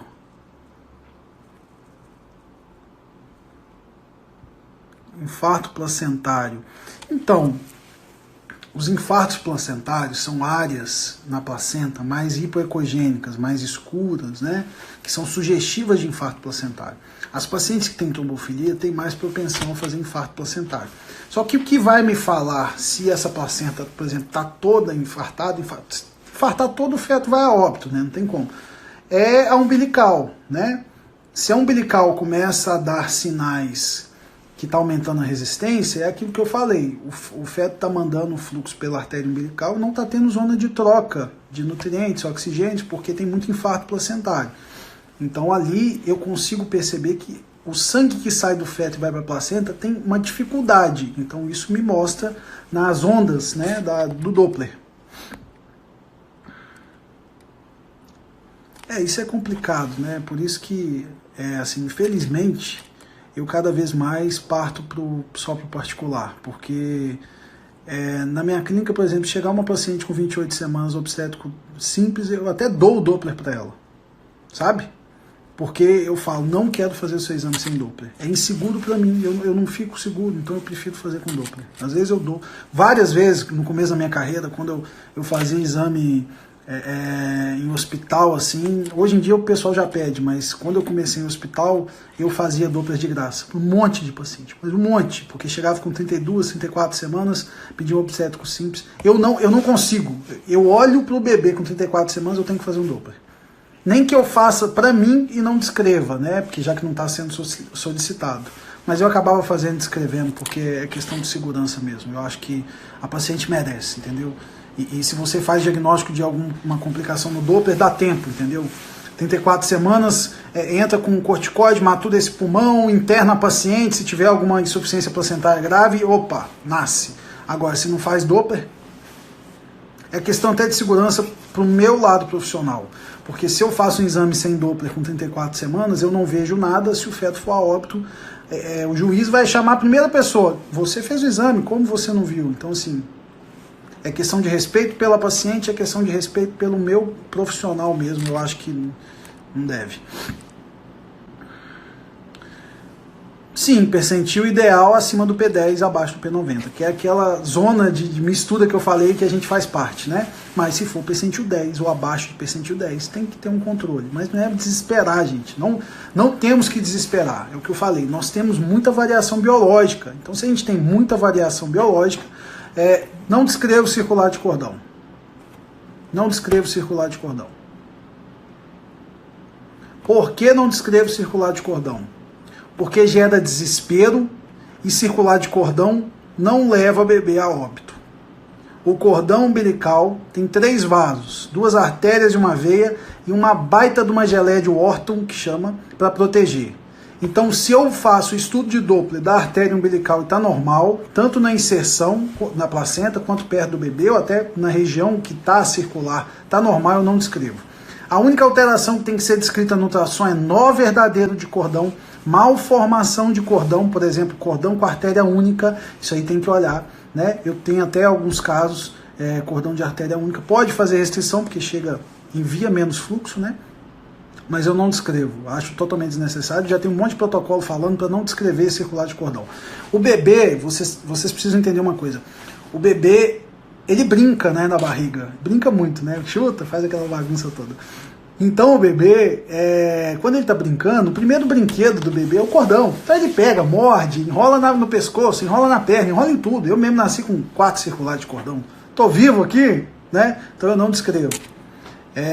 Artéria umbilical única, sim, tem que ser descrito, né? É uma malformação que pode ser de não ter formado a outra artéria, ou de ter trombosado, né? E aí ela se fecha e fica um fluxo único. Pode causar restrição de crescimento, né? Então é ideal. Sou residente de obstetrícia, alguns ultrassonografistas não gostam que solicito Doppler com 28. Troca o ultrassonografista, meu querido. Troca. 28 tem que fazer Doppler. É a segunda, você tem que avaliar a segunda invasão trofoblástica. Tem que ver se está bem. A não ser que você queira perder um bebê, né? Sem fazer diagnóstico. Aí não dá. Tudo que tiver alteração, eu falando dessa alteração de válvula cardíaca, né? Tudo que tiver alteração de fluxo de oxigênio da mãe para o bebê pode causar problemas no bebê. Foi o que eu falei lá no início, né? Oxigênio, nutrientes, anticorpos, né? Todas as alterações maternas que causarem alterações em anticorpo, oxigênio, pode gerar problema para o bebê, sim. Miliane, chegou tarde, hein, minha filha? Boa essa. Incisura com índice médio de pulsatividade. Não tem valor nenhum. Nenhum. Artéria uterina tem que ter incisura no primeiro trimestre. Se o índice médio de pulsatividade está normal, não tem nada. Ok? Não se considera mais incisura protodiastólica da artéria uterina um achado que precisa ser levado a sério. Agora, o índice médio de pulsatividade, e é IP, não é IR, índice médio de pulsatividade das artérias uterinas tem que ser levado a sério em qualquer fase da gestação. Igual tem muita gente que fala assim, ah não, tá com 34 semanas, não vou fazer uterina mais. Mas por quê? Por quê? Você tem que fazer o Doppler, não é? Eu tive uma paciente essa semana que ela veio com a uterina boa. Aí o bebê estava em polidrano, era um gig, do nada a artéria uterina esquerda, baita de uma incisura com índice médio, porque assim, a incisura, quando está muito aumentada, a gente vai ter um índice médio, né? Um índice médio de pulsatividade aumentado. Eu falei, opa, se a gente tem um índice médio de pulsatividade, o sangue está tendo dificuldade para chegar ali, essa artéria está dando uma rateada aí, tem que ter cuidado. Né?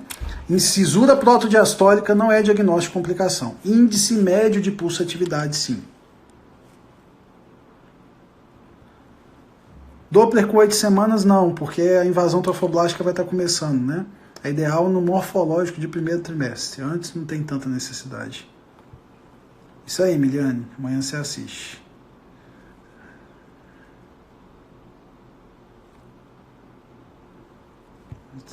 Deixa eu ver o que mais. Ceci Freitas, vamos lá. Meu Doppler foi normal, feito com meu filho, veio a falecer com 35 semanas. Tá. Eu já tive 2 casos assim, né? E são pacientes que engravidaram novamente e se tornaram amigas. Uma mandou uma mensagem para mim hoje de aniversário chorando que eu chorei junto, né? Foi complicado. Mas tem algumas coisas no Doppler, né, que ele não prevê. Então, por exemplo, uma paciente aí com 28 semanas, o Doppler ok, uterina, umbilical ok. Se essa placenta descolar, eu não tenho como prever. Né? Se for um descolamento de placenta, for um pico hipertensivo, fechou a uterina, acabou. Infelizmente, a gente ainda não tem como. Então, esses óbitos, às vezes, a primeira coisa que a mãe tenta, não é culpar, né, mas é achar, né, é o ultrassonografista, né, e infelizmente a gente não consegue fazer diagnóstico desses óbitos súbitos, né. Às vezes pode ser uma malformação cardíaca também, pode ser um descolamento prematuro de placenta, que dependendo da quantidade que descolar a placenta não segura, o bebê vai a óbito mesmo, entendeu? Infelizmente. Mas assim, o que eu recomendo nesses casos, se você que teve essa perda? Estudo anatomopatológico do feto, ver se tem alguma síndrome, né, alguma malformação, e fazer todos os Dopplers no início da sua gestação, na próxima gestação. Tentar novamente aí fazer AS, se for necessário, fazer o rastreio para trombofilia, né, todos esses comemorativos aí do pré-natal. Paciente diabética solicitar Doppler para vitalidade fetal. Doppler tem que serve para isso, né? Então, vai realmente avaliar a vitalidade fetal, né? No diabetes, o acompanhamento é o percentil, né? O Doppler tem que ser feito, né? Mas não vai fazer alteração assim pra gente... Ecocardiograma, sim, tem que ser solicitado por todas as pacientes, tem que fazer eco. Morfológico, a gente faz o rastreio básico do coração. O eco é um cardiologista especializado em medicina fetal, né, da parte da cardiologia, coração fetal, e ele faz um estudo bem mais abrangente do que a gente da medicina fetal. Tem que fazer sim.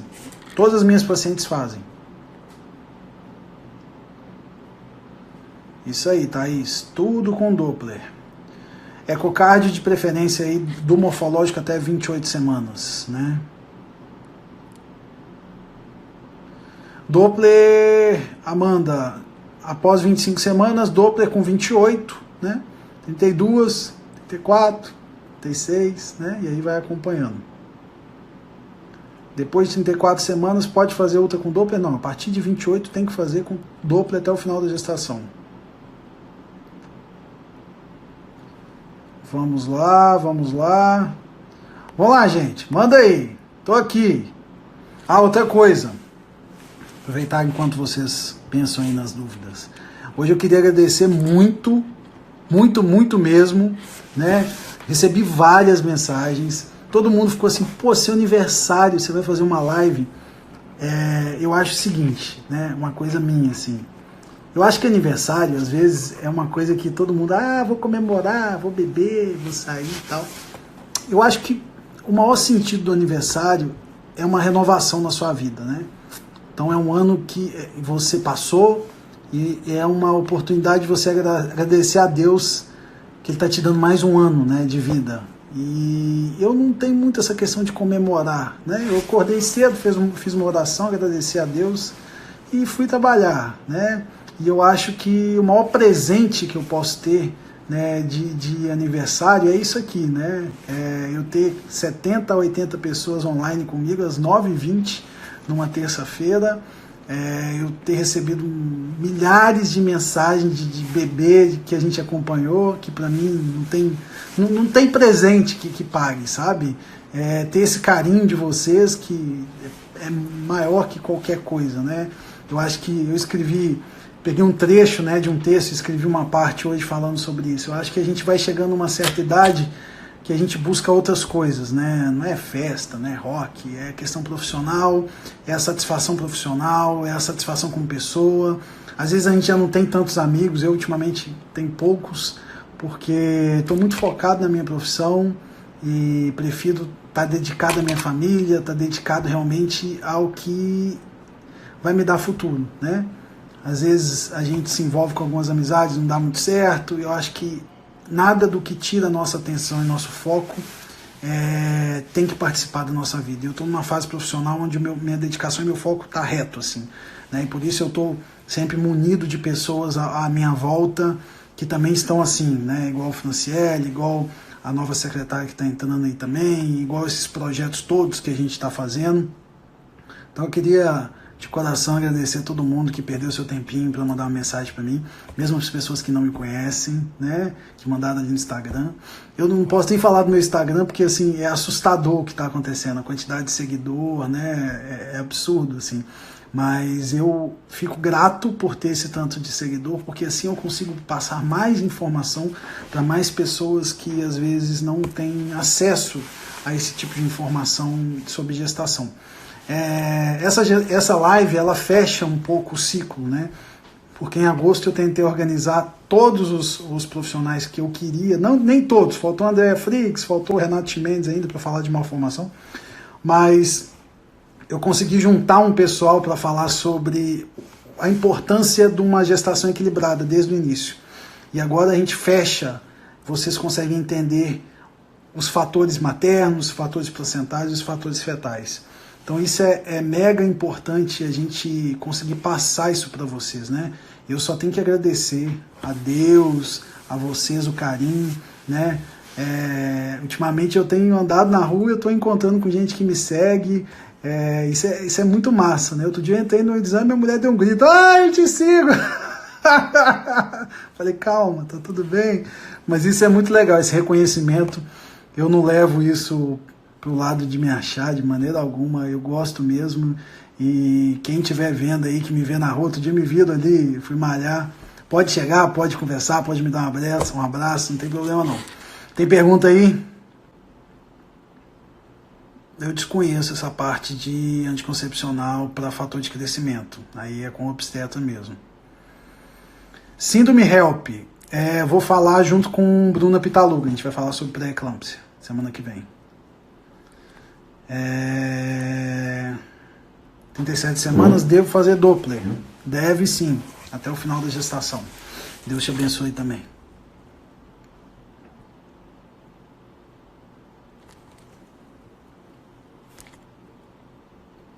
...28 semanas. Só se eu não entendi sua pergunta, Eris.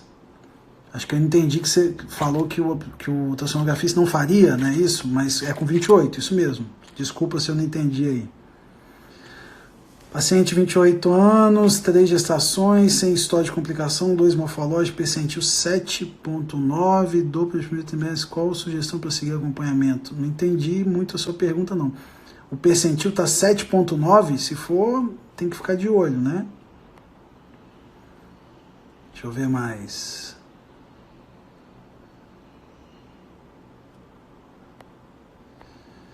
Gente, tem algumas coisas que vocês me enviam assim que é meio complicado dar opinião, sabe? Então, vamos tentar focar mais no tema de hoje.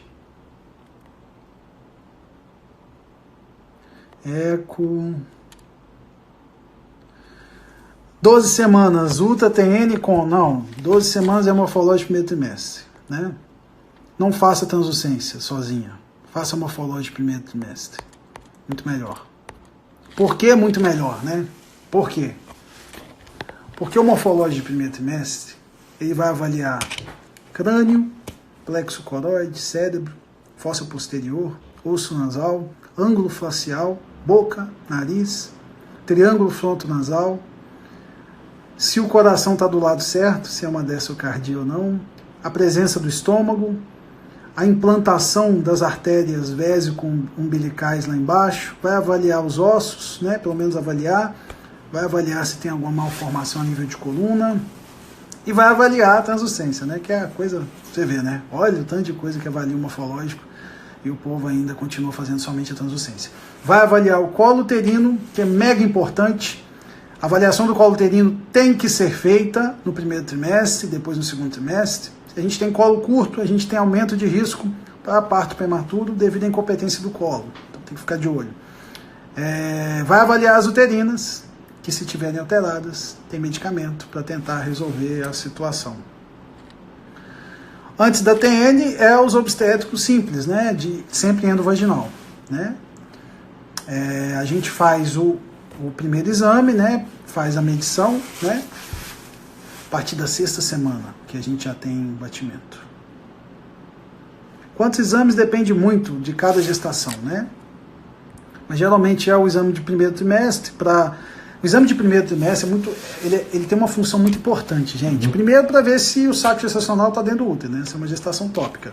Se não tem nenhum descolamento, medir o colo, confirmar uma idade gestacional, já ver se é uma gestação pérvia, né? Depois, o morfológico de primeiro trimestre com 12 a 13. Depois, com 16 semanas, confirmar o sexo e já começar a fazer biometria. De 22 a 26, no meu caso, de 22 a 26, morfológico de segundo trimestre. E aí 28, 32, 36, 38, vai depender do obstetra e da gestação. Bebê dançando, muito bom, né? Eu também gosto, muito legal. Conforme a margem de erro do bebê, é mais comum o bebê nascer com peso menor ou maior que mais indicado, ou não tem regra? Thaís, eu tenho uma... Vocês vão achar que eu tô me achando, mas não. Eu tenho um índice de acerto com peso que é absurdo, assim. Eu mando bem nisso aí. Mas assim, depende. Tem feto que eu não consigo, né? Não tem pra cima. A variação é de 7 a 14% para cima ou para baixo, né? Então não tem. Pode ser para cima, pode ser para baixo. É o que eu falei. Essa variação de peso no final da gestação, sabe, o ultrassom não tem por definição, não tem que acertar o peso ao nascimento. Isso não é a função do ultrassom. Vocês têm que parar com isso. A função do ultrassom é descartar os fetos que estão acima ou abaixo do limite, ver a vitalidade fetal e pronto. Tá com peso? Não. Preocupa com peso. Tá bem. Percentil tá bom? Beleza. Outra coisa, parem de perguntar, por favor. Não tem como ver tamanho. Não tem como ver tamanho. Não tem como ver tamanho. É peso e percentil. Nada de tamanho. O bebê tá todo encolhido. Aí o povo inventa uma regra.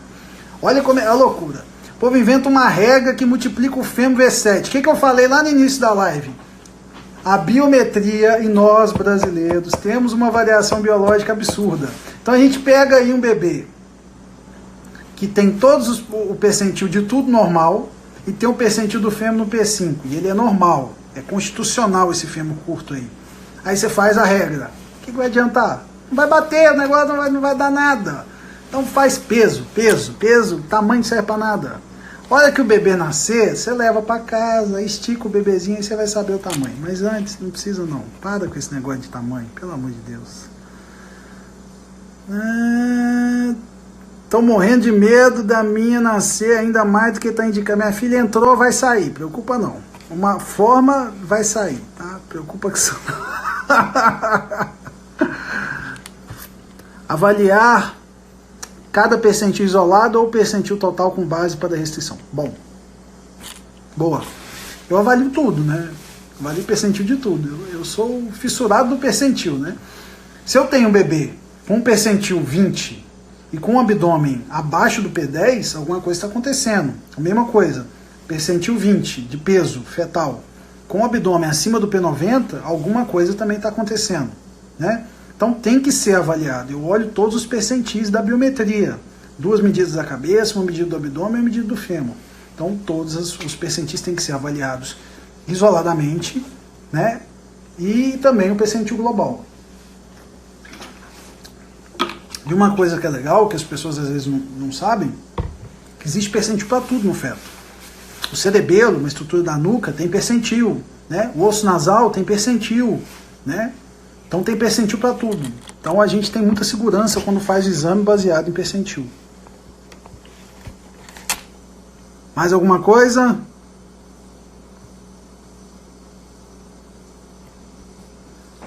Tem gente que coloca no laudo.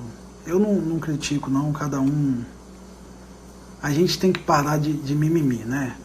Respeitar o colega, cada um faz do jeito que acha que está certo, e às vezes pega um artigo e é embasado em cima disso e pronto.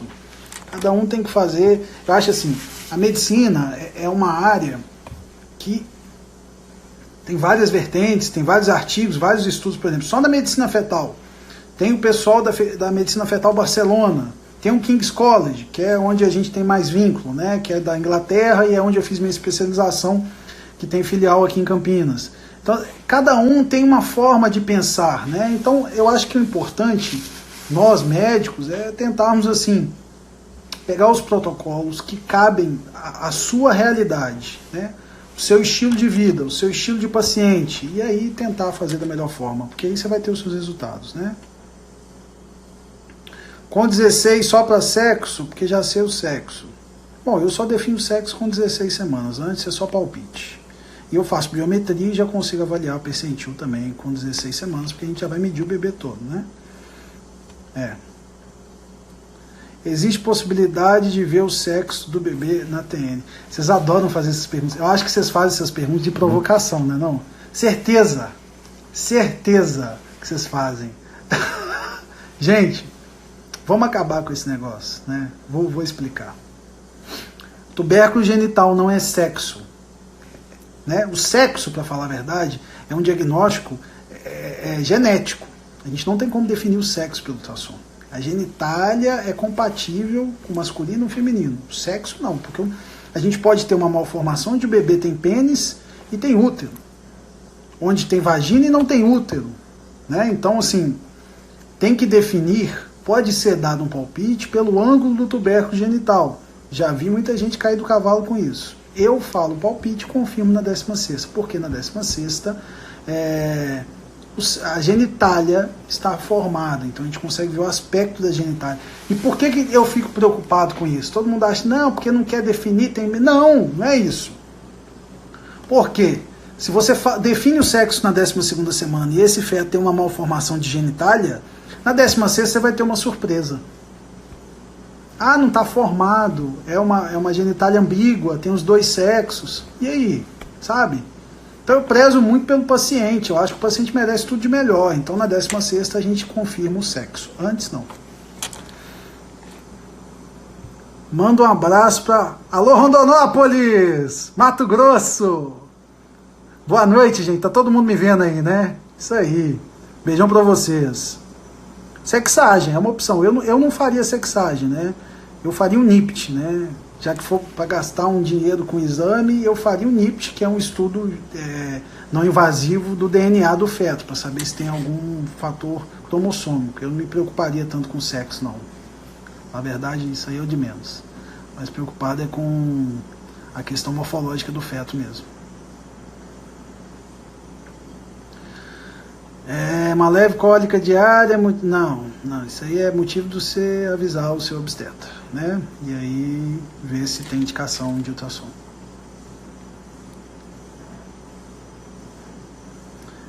Já falei, Maria, mas depois você segue aí na primeira parte da live.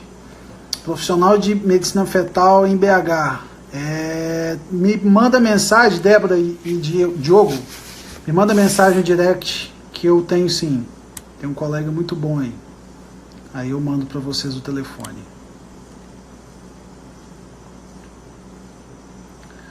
No geral, as restrições estão relacionadas mais com trombofilia? Não, gente. As restrições podem estar relacionadas com os 3 pilares que eu falei. Estou ficando até rouco. Os fatores maternos, que aí são vários, né? Doenças maternas, obesidade materna, desnutrição materna, trombofilia, pneumopatia, cardiopatia, doenças do colágeno, né, depressão, que mais? Tem um monte, né? Aí os fatores placentários, né, trombos, infarto placentário, infecção placentária e os fatores fetais, que potencial genético do feto, né, cromossomopatia, né, que são fetos que acabam não conseguindo atingir o seu potencial de crescimento por problema genético, né?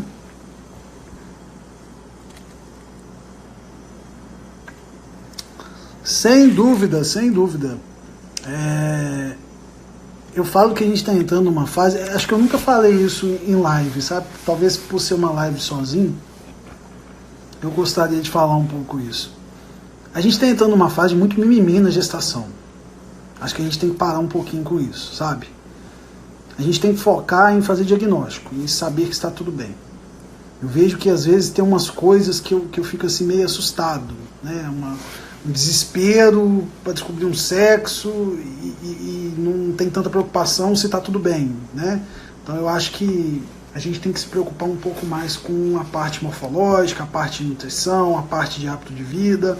Não adianta nada você descobrir o sexo e seu bebê não está bem, né? Então eu acho que tem porquê, em vez de gastar. Lógico, às vezes o casal opta por fazer a sexagem, beleza, sem problema, não tem nada a ver, cada um sabe que a condição que tem, o que quer fazer, isso aí, mas eu acho assim, quer fazer a sexagem, faz, beleza, mas também se preocupe em fazer um bom morfológico de primeiro trimestre, porque eu vejo muita gente assim, vou fazer a sexagem, o resto do exame vou fazer pelo plano, aí faz uma TN meia boca, faz exame sem percentil, aí depois chega no final da gestação, com sexagem, com exame ruim e com restrição. Então assim, não deu atenção para o que precisava, né? Não cuidou da alimentação, ficou cuidando de chá revelação, sabe? Então, eu acho que tem que fazer, isso mesmo, pode fazer os dois, acompanhar certinho, fazer a sexagem, não estou falando do seu caso, mas sabe, entendeu? Eu acho que a gente está entrando numa fase da gestação que às vezes eu falo, gente, para! E se não virar vai nascer cesárea. Pronto, vai nascer. O importante é nascer bem. Mas eu quero parto normal. Você não tem que querer. Quem tem que querer é o bebê. Se ele quiser nascer de parto normal, vai nascer de parto normal. Agora não inventa esse negócio. Não. Tem gestante que entra até em depressão porque não conseguiu o parto normal, porque queria o parto na banheira, com hidromassagem, com sais. Para!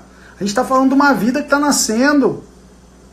A gente não fala menos frufru e mais questão da saúde mesmo, entendeu? Eu acho que vamos segurar um pouquinho. Lógico, parto normal é mais fisiológico, muito melhor, a gente já falou sobre isso, pela questão da microbiota vaginal, de colonização do feto, falamos com Denise, né? Falamos com Bruna Pitaluga, falamos com Glaucio, mas assim, menos, por favor, menos, né? Quer fazer sexagem? Faça sexagem, mas faça um bom exame também, faça tudo. Se puder fazer tudo pelo feto, faça tudo. Coma bem, faça atividade física, procure um bom ultrassonografista, um bom obstetra, né? Se prepare psicologicamente. Chamei até Thaísa veio aqui, né, psiquiatra, para falar sobre isso. Eu acho que tem que se munir de informação, tá legal, beleza, mas, sabe, a gente está entrando em umas coisas assim que sem loucura. Antigamente não tinha nada disso, bebê nascia. Lógico, hoje a gente consegue fazer mais diagnóstico, consegue salvar muitos fetos. Mas vamos, Porto Alegre, tenho sim, manda mensagem para mim também. Tem um amigão meu, pode mandar mensagem, manda um direct para mim que eu te mando o contato dele. Fez especialização de medicina fetal junto comigo. Perfeito, cara, muito bom mesmo, né? Então, faz chá, mas não faz Doppler, né? E aí depois as pessoas acabam reclamando, porque não fiz particular, porque tinha pelo plano, mas o chá revelação faz, né? Eu acho que vamos focar no que importa, né? Focar em ter uma gestação equilibrada, em fazer todos os exames de rastreio. Vocês conseguem entender que os problemas da gestação podem ser prevenidos, em grande parte deles, quando a gente faz diagnóstico. Eu expliquei para vocês da invasão trofoblástica no primeiro trimestre, que pode ser vista no Doppler de primeiro trimestre. E o AS custa uma mixaria, né? Subdose ainda. Pronto, tomou, reduziu em até 80% o risco de pré-eclâmpsia. Olha para isso. Você fez um morfológico no primeiro trimestre, identificou o índice médio de pulsatividade alterada, entrou com a AS, reduzindo até 80% a pré-eclâmpsia. Né? Aí não faz o morfológico no primeiro trimestre, faz um ATN simples, não perde a oportunidade de certificar como foi feita a placentação. Não é para fazer particular, não estou querendo trazer paciente para mim não, mas se for fazer pelo plano, tente, já que não pode fazer, às vezes um particular, é caro realmente, tenta fazer a translucência mais o Doppler. Tenta fazer a translucência mais o Doppler mais a medida do colo. É possível que o plano não vai liberar isso, entendeu? São exames mais simples, né? Então assim, tente, não conseguiu, aí tá, tente fazer morfológico. Lá na clínica a gente dá desconto direto, eu não deixo gestante sem fazer não. Acho que tem que fazer diagnóstico, né? Isso é o mais importante. E a parte do acompanhamento, eu vejo assim, chega demais para mim. Ultimamente tem chegado mais ainda. Aquela gestante que fez exame em 10 clínicas.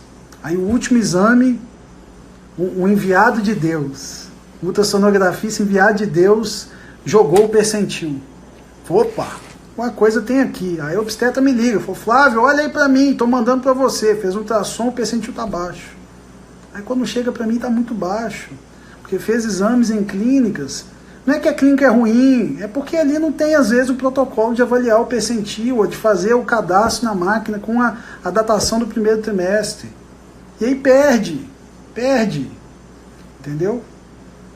Esse é o problema, né? Então assim, tentar realmente fazer, eu estou passando para vocês as informações, e vocês têm que tentar seguir. E eu estou sempre tentando responder. Toda segunda eu estou aqui, né? Estou aqui conversando, respondendo coisas. Eu acho que tentar... Essa questão de às vezes o colega não querer... Você tem a informação, você pode procurar um colega que também compartilha dessa informação, né? Eu, graças a Deus, eu trabalho com obstetras que compartilham da mesma forma de pensar que eu, né? Então isso para mim é imprescindível, porque a gente tinha muito essa questão do ultrassonografista ser o fazedor de exame. Vai lá, faz exame. Não é assim não. Nós somos médicos também, né? E a gente discute o caso com o colega. Então eu ligo para o colega, falo, olha, vamos discutir isso aqui. Então o obstetra que eu não consigo ter essa discussão, eu prefiro nem ter contato, né? Eu acho que a gente tem que ter essa liberdade. Mesma forma o nutricionista. Paciente restrita já sai com contato das nutricionistas que trabalham com a gente, e eu já mando percentil para a nutricionista. Olha que legal. Eu mando foto do percentil. E a nutricionista que faz o acompanhamento, né, ela já sabe avaliar o percentil. E ela já falou, Flávio, vamos acompanhar 15 em 15 dias, né? Então isso aí é muito massa, né? Muito massa. Então é imprescindível que a gente tenha essa questão de acompanhamento. E aí? Mais uns 10 minutos pra gente finalizar. Estou ficando rouco. Estou ficando rouco. Falei mesmo, hein?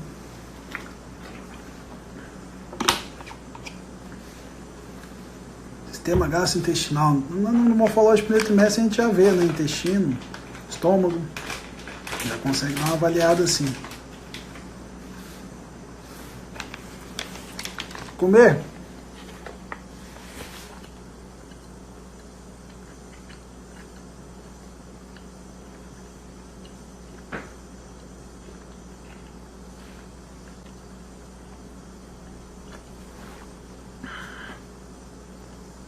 Pernambuco, Fernanda Maranhão, Clínica Cuidar, ótima, muito legal. A gente discute caso às vezes, ela é perfeita, muito boa, tá super assessorada aí, legal. Novembro, não vou estar no Congresso Brasileiro de Ginecologia e Obstetrícia. Novembro eu vou pro meeting que vai ter em São Paulo. Glaucio vai dar aula sobre restrição e a intervenção nutricional. Vai ser um curso, uma jornada, né? Tipo uma jornada da Andrea Frix, né? Sobre alimentação e dieta para materno e infantil. Então, quem quiser aí acompanhar vai ser bem legal. Vai ser acho que 22 a 23 de novembro. Minha bateria está acabando. Deixa eu pôr para carregar um pouquinho. Eu vou ficar mais 10 minutos com vocês. E depois chega, né? Já falamos mais que o mundo hoje.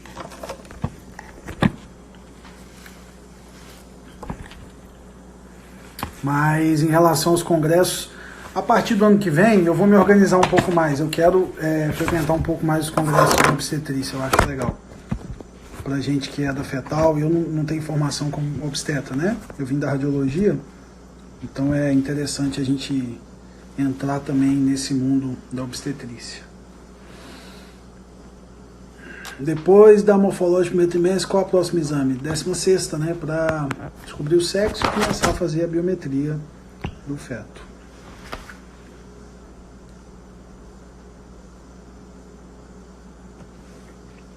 Sonho também de uma equipe dessa, né? É só você montar a sua equipe. Não é difícil, né? A gente não é bicho de outro mundo, não. Com certeza na sua cidade tem algum obstetra que tem um pensamento legal, tem algum médico ultrassonografista ou radiologista com especialização em medicina fetal, algum fetólogo mesmo, que tem essa cabeça um pouco mais funcional, né? Não é difícil não, mas vai dar um trabalhinho.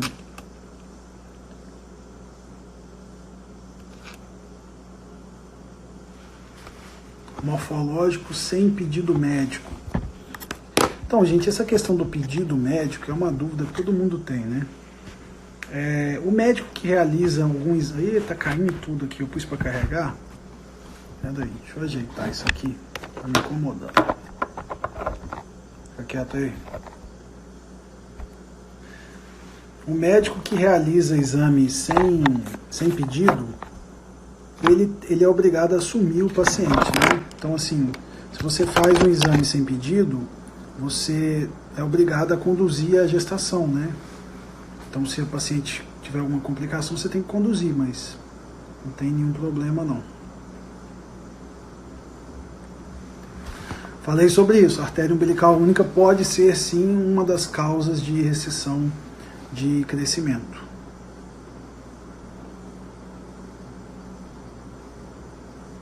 Vamos encerrar?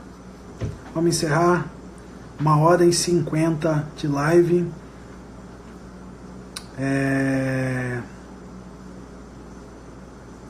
Não sou médico. Lógico que eu sou médico, gente, pelo amor de Deus. Sou padeiro. Sou padeiro. Ai, ai.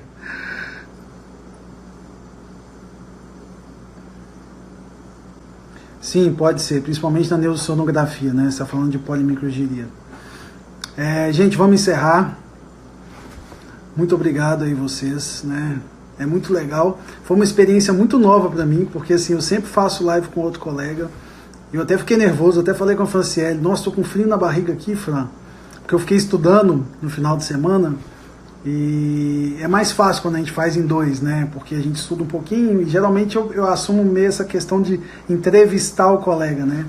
Dessa vez foi falar mesmo, né? E apesar de ter um pouquinho de facilidade para falar, eu fiquei mega nervoso, assim, às vezes preocupado em não conseguir passar para vocês o que eu precisava passar, né? Às vezes falar muito rápido, mas eu acho que vocês conseguiram entender. Eu fiquei muito à vontade com vocês e é sempre um prazer, né? Muito obrigado por estarem comigo no dia do meu aniversário, fazendo essa live massa de crescimento fetal. Espero ter passado realmente coisas que vocês levem para a vida de vocês, né? Em relação a exames, protocolos. A live vai sim para o canal do YouTube. E pode seguir lá, eu tô vendo que tem muita gente que me segue no Instagram, mas não segue no canal do YouTube. Vai seguir lá, lá tem muito material, todas as lives estão indo para lá, né? A gente vai tentar fazer live toda terça-feira, dá trabalho, mas é bem legal, né? Porque assim eu consigo passar a informação até para minhas próprias pacientes, vocês conseguem entender melhor as coisas, né? Geram aí menos dúvidas, né, durante os exames, isso é legal. Eu estou à disposição, toda segunda-feira eu respondo perguntas, né? Nos outros dias, infelizmente, não dá para responder as perguntas, eu recebo muita pergunta no direct, principalmente naquele direct fechado lá, né? Então, assim, infelizmente não dá. Eu respondo as perguntas que estão em enquete, eu não respondo as perguntas que são fechadas, porque eu acho um pouco injusto com as pacientes, porque quando você me faz uma pergunta e a outra pessoa não consegue ver, eu estou resolvendo a sua dúvida só, né? E às vezes todo mundo tem a mesma dúvida. Então peço para vocês que têm dúvidas mandarem na segunda-feira como enquete lá, quando eu abro as perguntas. E assim eu consigo gravar, responder por vídeo, né? E aí é muito melhor do que ficar respondendo cada um. Infelizmente não dá mais. Antes dava, mas o Instagram tomou uma repercussão, né? Desculpa. Uma repercussão para mim que já não dá para responder todo mundo, não. Tem dia aí que está chegando a 200, 300 perguntas, então fica difícil. Então eu tento selecionar as perguntas que têm mais pertinência aí sobre os assuntos. Muito obrigado mesmo, muito obrigado às pessoas que acompanham minha vida, que seguem, as pessoas que estão me conhecendo, os novos seguidores. Estou à disposição, né? Tenho meus contatos aí no meu perfil do Instagram, os locais de atendimento. Os morfológicos eu só faço realmente na minha clínica, né? Os outros exames a gente faz nas outras clínicas, então o exame 5D é só na minha clínica mesmo, onde a gente atende na segunda-feira das 8 às 9 horas da noite, toda segunda. Vamos aumentar mais períodos lá. Opa, caiu. E vai dar para atender mais gente sim, porque a demanda, graças a Deus, está crescendo muito. E é isso, vocês viram, né? Minha mãe não sai, ela fica aí o tempo todo. Ela é assim. Mas sexta-feira eu tô em casa, sexta-feira eu não vou trabalhar. Vou para casa, que eu tô com saudade dos meus dog. Buda já tá bem, né, mãe? Buda, meu cachorro, passou por um probleminha aí essa semana, mas já tá indo bem. Tô com saudade de casa, né? É isso aí. Muito obrigado a todo mundo. Boa noite para todo mundo, fiquem com Deus, muito obrigado por tudo que vocês fazem aí na minha vida, pelas mensagens, e é isso aí. A live vai ficar salva 24 horas, mais ou menos semana que vem já cai no canal do YouTube, e agora pergunta só segunda-feira, tá, gente? Dá um tempinho, beleza? Boa noite, beijos!